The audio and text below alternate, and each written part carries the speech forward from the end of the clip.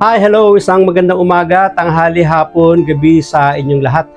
Anong oras man ninyo napapanood ang video ito, tayo po muli ay tutunghay ng ating pagbasa para sa araw naman ng Sabado, April 27, taong 2024. Hahanguin po natin ang mabuting balita sa Ebanghelyo ni San Juan, ang Kabanatay 14, mga talatang 7 hanggang 14. Nung panahong iyon, sinabi ni Jesus sa kanyang mga alagad, "Kung ako'y kilala ninyo, kilala na rin ninyo ang aking Ama.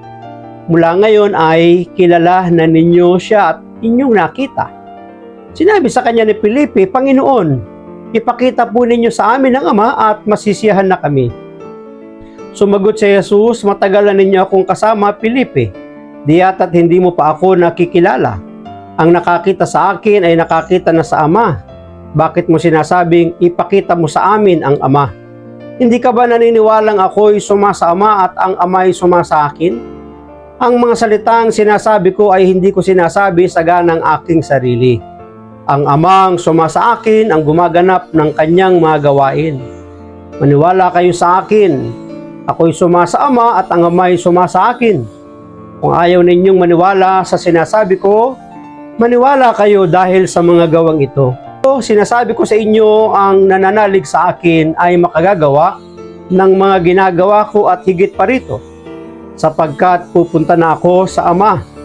Ang anumang hilingin ninyo sa Ama sa aking pangalan ay gagawin ko, upang maparangalan ng Ama sa pamamagitan ng Anak. Gagawin ko ang anumang hihilingin ninyo sa pangalan ko." Pagpalain ng Diyos ang pagkabasa ng kanyang mabuting balita.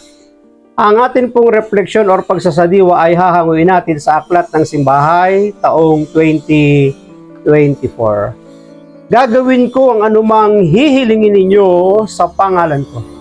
Assurance na mga katagang sinabi ni Jesus sa kanyang mga alagad na kung ang kanyang mga alagad ay hihingi ng anuman sa kanyang Ama at ang gagamitin ay ang kanyang pangalan bilang password ay ipagkakaloob at ibibigay at gagawa ng paraan ng ating Panginoong Hesus upang magkaroon ng katuparan ang lahat ng kanilang ilalapit at idudulog at hihingiin sa ating Panginoon.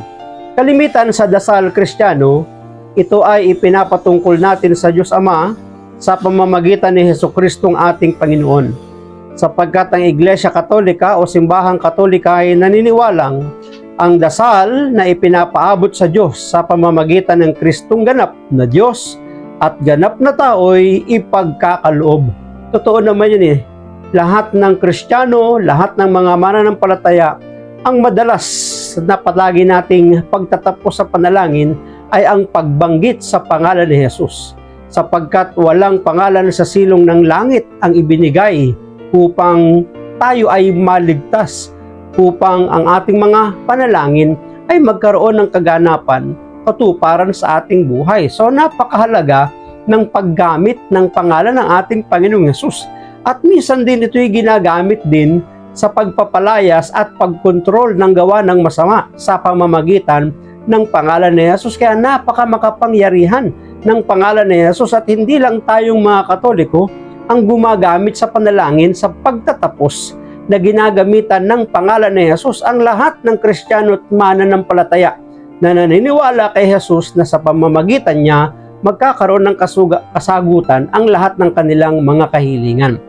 Kapag tayo nagdarasal, hinihiling ba nating tulungan tayo ng Diyos Ama, Anak at ng Espiritong Banal? Minsan may mga panahon at pagkakataong hindi natin ito nagagamit. Hindi natin ito ginagamit sapagkat minsan na tayo natatakot, nag-aalala, nangangamba, nababalisa. Kaya may mga panahon na hindi tayo nakapag-uusal ng ating mga panalangin sa pamamagitan ng ating Panginoong Jesucristo.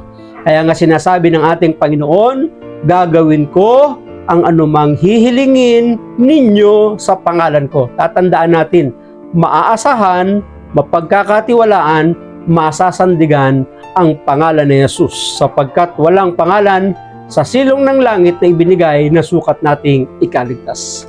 Maraming salamat at pagpalain tayo palagi ng ating Panginoon.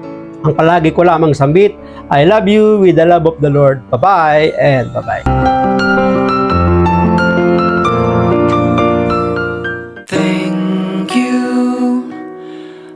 you for your smile.